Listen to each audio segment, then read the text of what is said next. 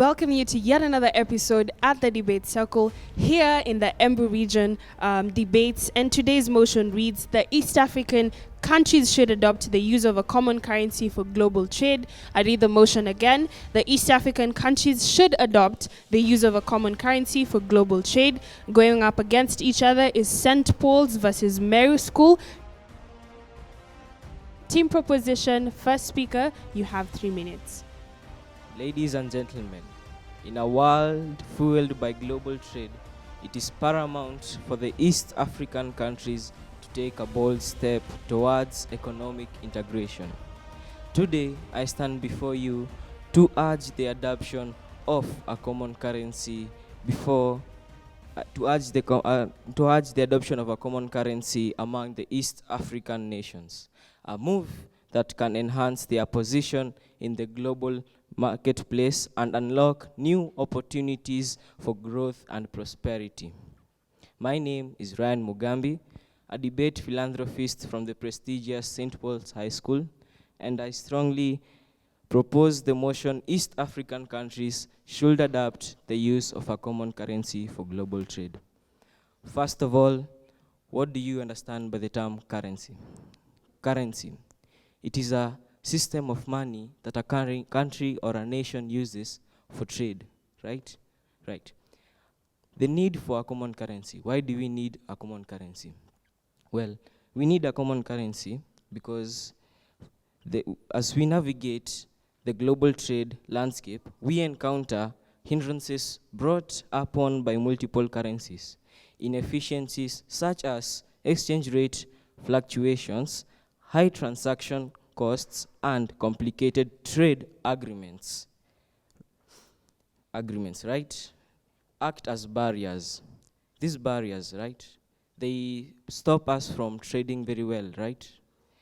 Impending the economic potential of East African countries, adoption of a common currency would eliminate these barriers by, first of all, reducing the transaction costs, right? They will also reduce the barriers and make trade easily for a common currency. The advantages of taking up a common currency. A common currency will provide much needed stability to East African economics, shielding them from external shocks and minimizing volatility. It will simplify trade transaction, reducing costs and enhancing competitiveness. Moreover, a strong and unified regional currency would instill confidence in foreign investors, attracting increased investments and fostering growth, economic growth. Yes. Another advantage is that simplified tourism and travel. Adopting a common currency will simplify travel and tourism within East Africa. Tourists from outside the region would benefit from reduced transaction cost and greater convenience by not having to exchange currencies when visiting multiple countries. This evidence is seen in countries using the euro, where tourists can travel seamlessly between member countries without exchanging currencies. They don't have to use these different currencies while taking care of their costs. My last and final point is that strengthened regional cooperation. A common currency would closer cooperation among East African countries. It will require harmonized monetary policies, fiscal discipline, and cooperation on economic matters. This evidence is observed in the Eurozone, where the member countries collaborate on economic policies, contributing to great stability and cooperation within the bloc. Thank you. Team opposition, first speaker, you have 3 minutes. Ladies and gentlemen, thank you for this opportunity. First of all, I'd like to correct my fellow comrade on that the motion. He stated the motion wrong.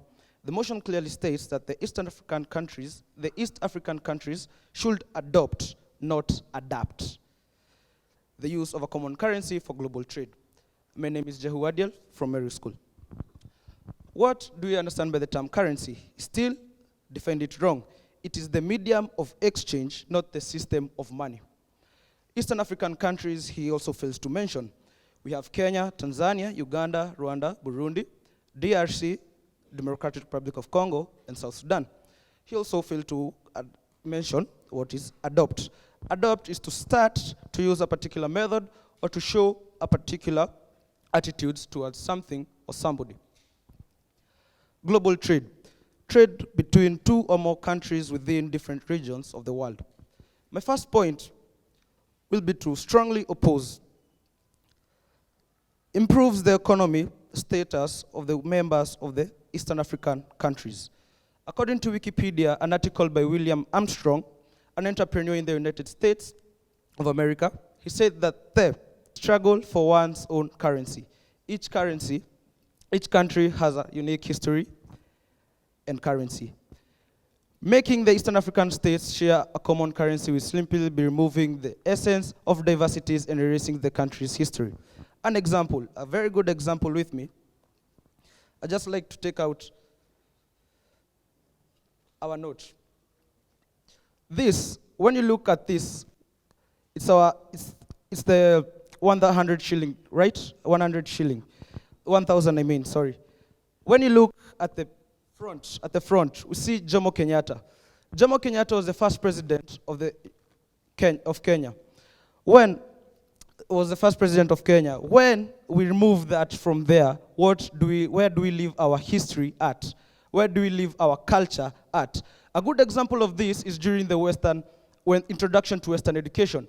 When the Westernists came, we adapted and adopted. We did both, adapted and adopted to their system of learning.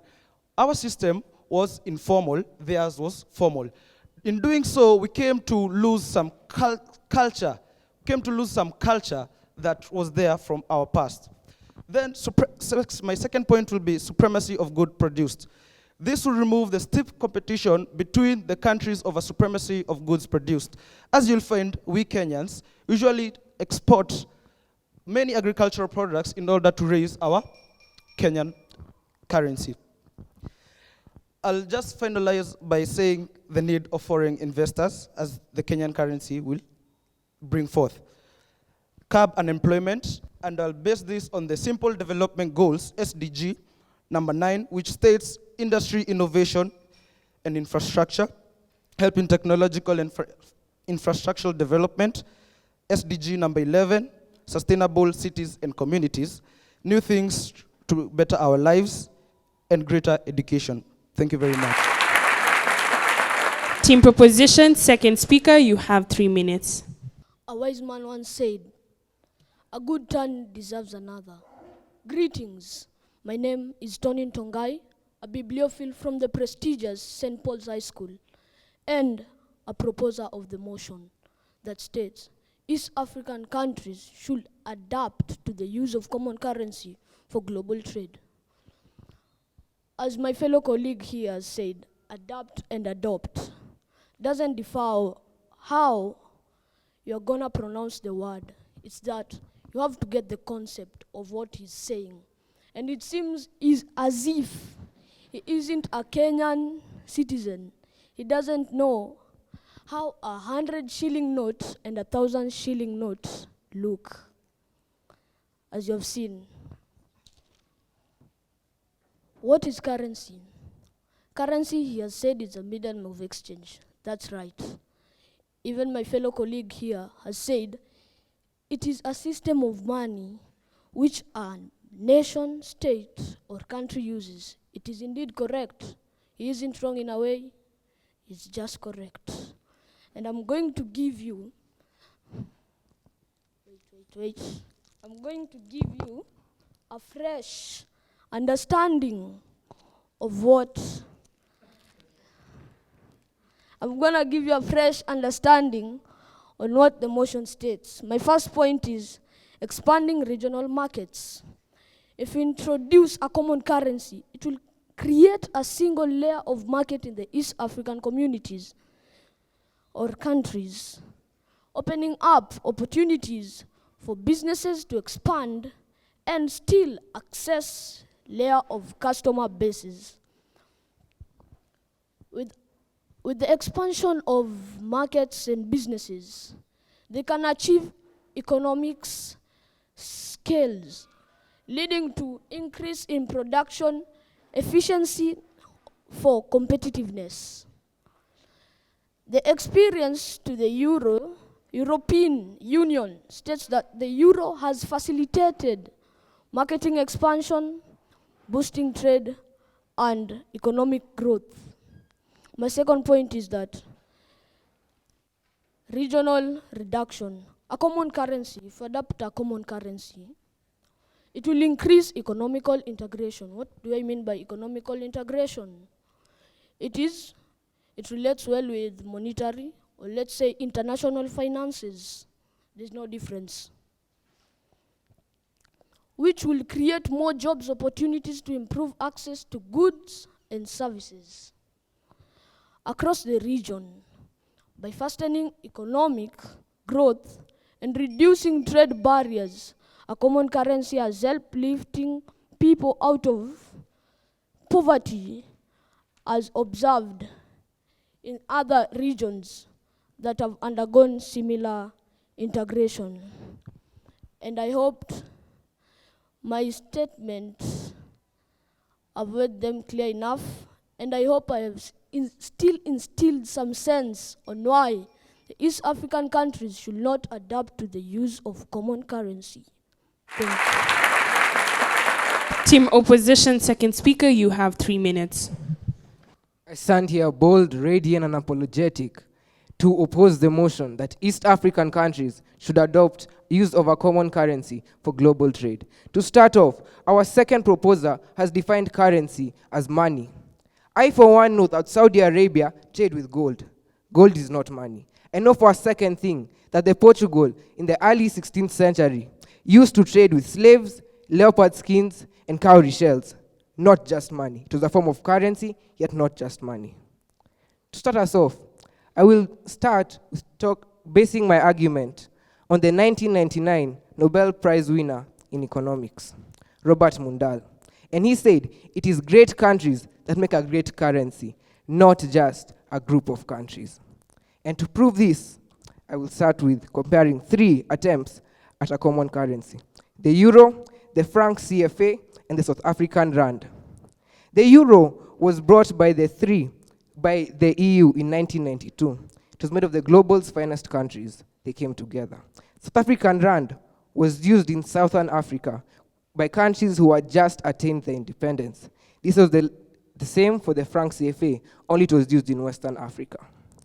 Now, compare these 3 economies. The euro, for one, now stands at the 8th strongest currency in the world. The South African rand was used by weak countries.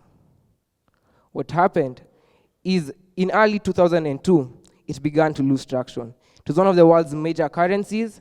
It is now remarked as highly volatile and not very predictable. The franc CFA experienced a worse fate.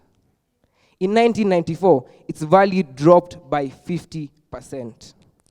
All this in a document by Paul Mason and Heather Mickiewicz, published on July 1st, 2003.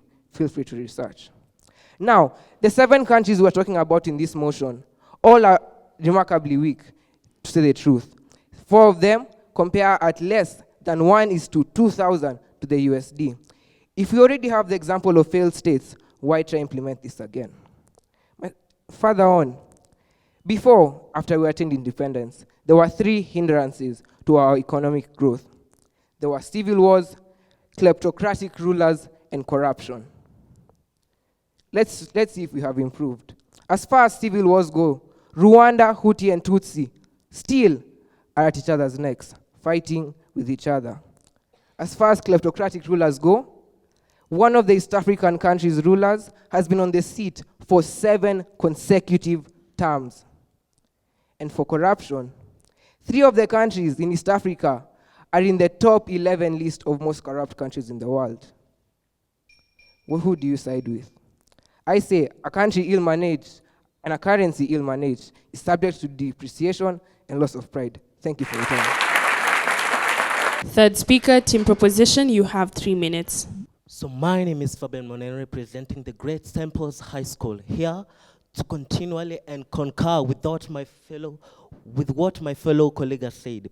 First of all, I want to ask a question to my fellow, to my opposers here. Here's the question. What can you say about, he has mentioned about infrastructure. What can you say about the infrastructure of our country today? The second question, situations right now in Kenya are really bad. Everything is rising. Taxes, like right now, the fuel has risen. Let me ask you a question. If we share a common currency, there's surely going to be a mutual benefit between the states. How would you like advisors to share a common currency? Let me continue. First of all, let us talk about economic benefits. The adoption of a common currency in East Africa can bring significant economic benefit to the region, according to a study conducted by the African Development Bank. A common currency could increase intra-religion trade by up to 25% and boost the GDP growth by 1.2% annually. This evidence suggests that adopting a common currency would contribute to the economic development and prosperity of the East African communities. Second point, enhanced monetary stability. East African countries face challenges associated with currency volatility and exchange rate fluctuations. By adopting a common currency, these countries would achieve a greater monetary stability. This was evidenced in the case of the European Union, where the introduction of the euro brought stability and reduced currency risk with the region. East Africa stands to benefit from this stability, attracting more foreign investors and stimulating economic growth. To the third point, improved cross-border business efficiency. Conducting cross-border business transactions currently presents obstacle for East African countries due to multiple currency conversions. The main point, conversions, and associated costs with a common currency business with the region would experience increased efficiency. Example, a common currency would provide much needed stability to East Africa economy, shielding them from the external shocks and minimizing volatility. It would simplify trade transaction, reducing cost and enhancing competitiveness. Moreover, a strong and unified region currency would instill confidence in foreign investors, attracting increased investments and fostering economic growth. Thank you very much. Team Opposition, third speaker, you have 3 minutes. My learned friends in the hall, my name is Levin Mark and I am here to represent the Abo domain of understanding, which is Meru School. See, my day started well, but as of right now, it is going so bad because we have 3 gentlemen here who forgot that they were proposers and now they've joined our team. The first speaker talked about tourists and everything, barriers with tourism, exchanging money and currencies. My friend, we are here speaking on global trade, not global tourism. 2, someone said that our world is fooled by global trade. Please look at your dictionary. Fooling is not something positive. Good. We have 1. There's no way we would be standing here voting, or rather proposing for something that is not even possible. And this was proved by Palateo Kesi, this was on 1st April of last year, which is 2022. This person, he is a technical expert for the East African Community, the EAC. And this is what he said. From the research that has been done by technical experts, we were supposed to be having a common currency by 2024, which is next year. But now they've said the only possible year is 2031. Why? This is because there is no single African country that has fulfilled the conditions that are needed in order to have a common currency. Why? We have the customs and common market protocol. None of us. They have 4 mandatory macroeconomic convergence criteria. 1, inflation rates of not more than 8% in each country. Now, as of a research that was done last year, that was on 20th of July last year, the inflation rate in one of the countries, which is Burundi, is 9.2%, which is above whatever is required. 2, they should have forex reserves that cover at least 4 months worth of importations. Now, the leading country, which is Kenya, can only cover up to 2 months. Again, they should have fiscal deficits averaging 35%. No country among the East African countries is close to that. They should also avoid borrowing more than 50% of their respective GDPs. Kenya has borrowed over 65%. Now, what is the solution to this? As given by the same researchers for the EAC, we are supposed to create an institution which covers the 16th Standard Development Goal, which is the 16th Standard Development Goal, which is peace, justice, and strong institution. Now they are proposing an institution that will be titled the East African Monetary Institution. That is the only way we shall be able to adopt a common currency. But as of right now, that is mere impossibility. Thank you.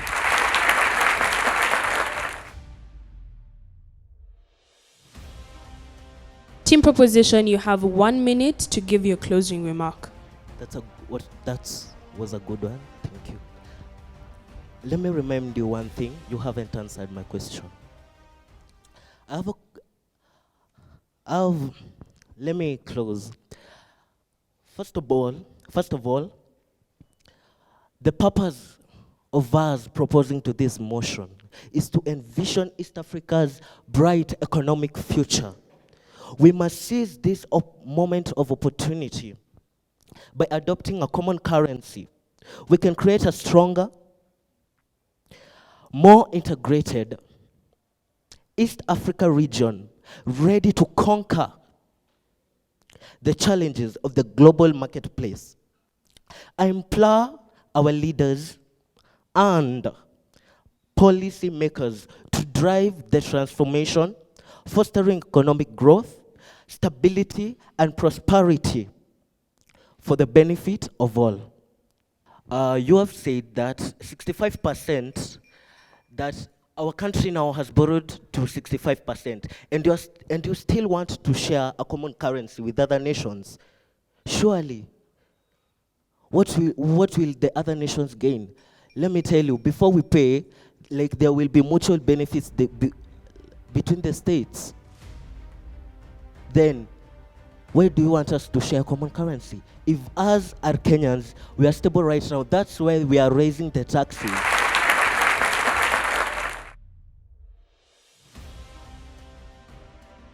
Team Opposition, you have 1 minute to give your closing remark. Now, I'm back here.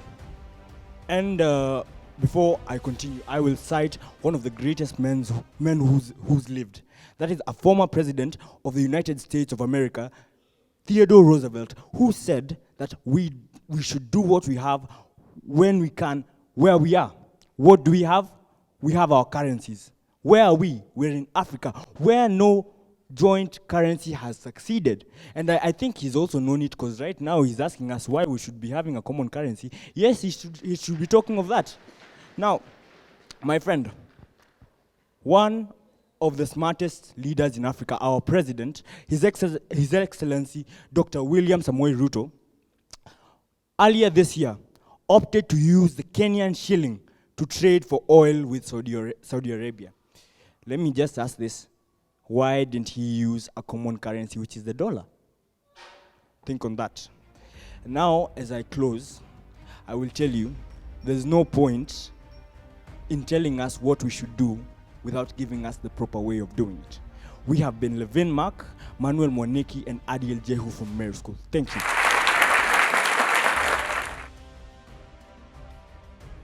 St. Paul's. Ryan, when you start your debate, remember definition of terms is very important. That's why the other team started over by cross-examining that you did not define a few terms that are important. So you give very great examples and advantages of why we need to adopt, all right? Which is good. But, you know, in a debate, you just don't want to give the advantages of, because we have not asked you that question. We are talking of why this is very important. So you want to debate by giving us that particular context. And so whenever you are debating, the most important thing about building a case so that you can have a great way of debating is building based on examples. I heard you speak, and you brought in the Eurozone, however, very late towards the end, all right? This would have been a very good way of starting over and then speaking about your examples. So it would have been very nice if you started over with that, all right? So take note of that. Of course, Tony came and now brought in more examples about the Eurozone and what has been there. However, your citations, I could not tell where to trace them, so that is a bit weak. And so you scored a bit fairly on that. Fabian as well. You came and spoke well, gave citations and examples. You're a good speaker. However, some of the things that you're saying could be corrected. Even some of the, mastery of language, like you don't say fuel has raced, all right? Those kind of stuff. So you want to look at that. So great examples, yes. The trade benefits, all those kind of things. But remember, examples is what takes the day.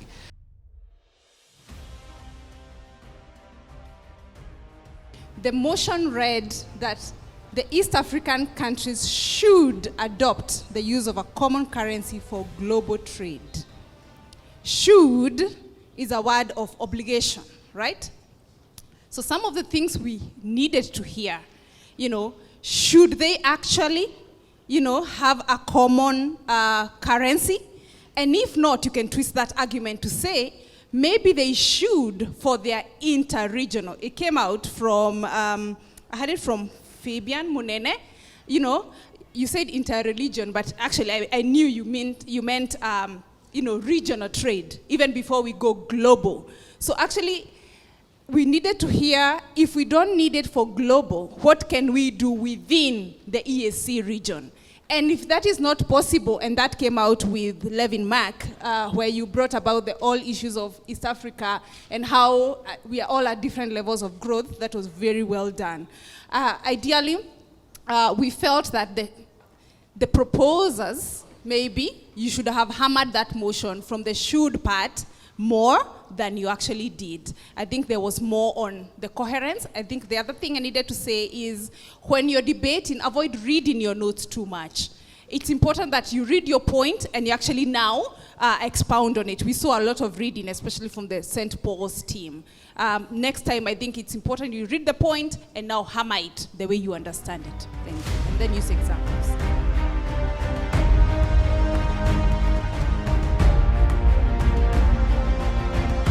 So we want to pick a few reactions, all right, on how was the experience for you on stage, so on and so forth, all right? Personally, I felt it was good. They are really good, but I think that the main point was that we were not prepared for to propose. So they came really onto us. They have a best speaker here, so they are really brilliant. That's all. I'd like to really thank our school, you guys. This is a great experience. For someone like me who wants to do law, this is a really good practicing place. And thank you. It's a nice place. I feel like we did put on quite a show for the audience. It was definitely an adrenaline rush, as my fellow colleague has said. We're definitely looking forward to more debates, and you guys actually put a very good competition. I think it was a slim 3% win, so we do thank God for that. It was fine, it was good, but next time you should at least come up with prepared points, and you should not forget the stats that read. When you said 50%, it was actually you said 65%. it was actually 70%. Next time you should be reading more facts. I'll just say, wow, that was a great experience. Congratulations to my opposing team. They actually did very well. Slim narrow escape. Yeah. So I'll just say, next time we'll just come, both of us, well prepared and better.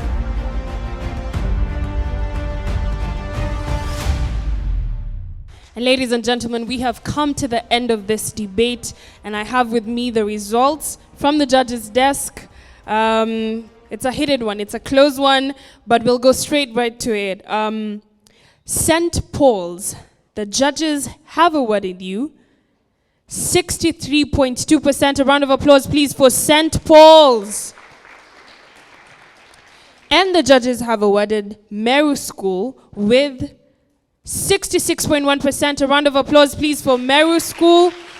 And the winners of this debate is Meru School. And until next time, we have come to the end of this debate. Make sure to watch more of these sessions on our YouTube pages, on Instagram, and on Twitter at The Debate Circle. Kwaheri.